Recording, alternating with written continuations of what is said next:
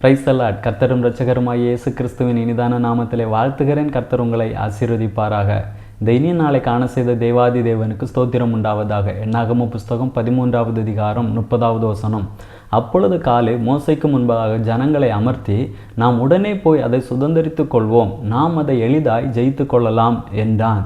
மோசைக்கு கர்த்தர் சொன்ன வார்த்தையின்படி மோசே கோத்திரங்களுக்கு ஒருவராக நியமித்து கானானை வேவு பார்க்கும்படியாக அனுப்பி வைக்கிறார்.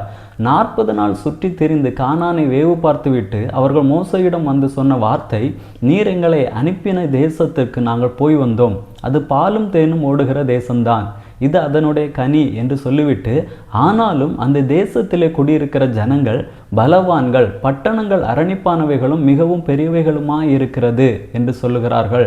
கானான் தேசம் பாலும் தேனும் ஓடுகிற தேசம்தான், ஆனால் அதில் குடியிருக்கிறவர்கள் பலவான்களாக இருக்கிறார்கள், பட்டணங்கள் அரணிப்பானவைகளாக இருக்கிறது, அவைகளை சுதந்தரிக்க முடியாது என்று சபையின் நடுவிலே நெகட்டிவான காரியங்களை பேசி கொண்டிருக்கிறார். ஆனால் அவர்கள் மத்தியிலிருந்து ஒருவர் மட்டும் எழுந்து சொல்லக்கூடிய வார்த்தை, அப்பொழுது காலேப் மோசைக்கு முன்பாக ஜனங்களை அமர்த்தி, நாம் உடனே போய் அதை சுதந்தரித்து கொள்வோம், நாம் அதை எளிதாய் ஜெயித்து கொள்ளலாம் என்றான் என்று சொல்லப்பட்டிருக்கிறது.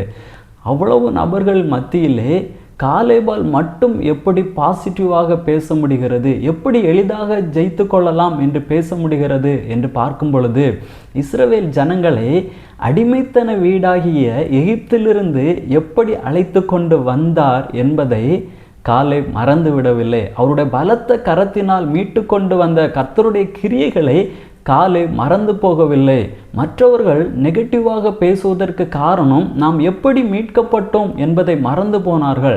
ஆனால் கர்த்தருடைய கிரியைகளை, கர்த்தர் எப்படி மீட்டு கொண்டு வந்தார், அவருடைய பலத்த செய்கைகளை காலேப் மறந்து போகாதது நிமித்தமாக இந்த பிரச்சனை பெரிது அல்ல, எளிதாக கானானை ஜெயித்து விடலாம் என்று சொல்லுகிறார். நம்முடைய வாழ்க்கையிலும் அப்படிதான். சில பிரச்சனைகளை நமக்கு முன்பதாக நாம் பார்க்கும் பொழுது, நாம் எப்படி மீட்கப்பட்டோம், கர்த்தர் நம்மை எப்படி மீட்டு கொண்டு வந்தார் என்பதை நாம் மறந்து போய் விடுகிறோம். கர்த்தருடைய கிரியைகளை நாம் மறந்து போய் விடுகிறோம். நாம் எதத்திலே பார்க்கும் பொழுது இயேசு கிறிஸ்து எல்லா அற்புதங்களையும் எளிதாக செய்து விடுகிறார். ஆனால் நம்மை மீட்பதற்கு தன்னுடைய ஜீவனை கொடுத்து நம்மை மீட்டு கொண்டு வந்திருக்கிறார். அவ்வளோ பெரிய கிரியை வெளிப்படுத்தி இருக்கிறார்.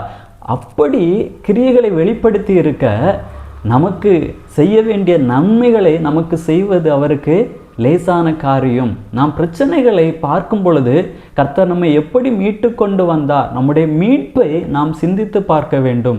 நம்முடைய மீட்பை நாம் சிந்தித்து பார்ப்போமானால், அதை எண்ணி பார்ப்போமானால், நமக்கு முன்பதாக இருக்கக்கூடிய பிரச்சனை நமக்கு பெரிதாக தெரியாது, அதை எளிதாக ஜெயித்து கொள்ளலாம் என்ற சிந்தனை நமக்குள்ளே வரும். ஜெபிக்கலாமா?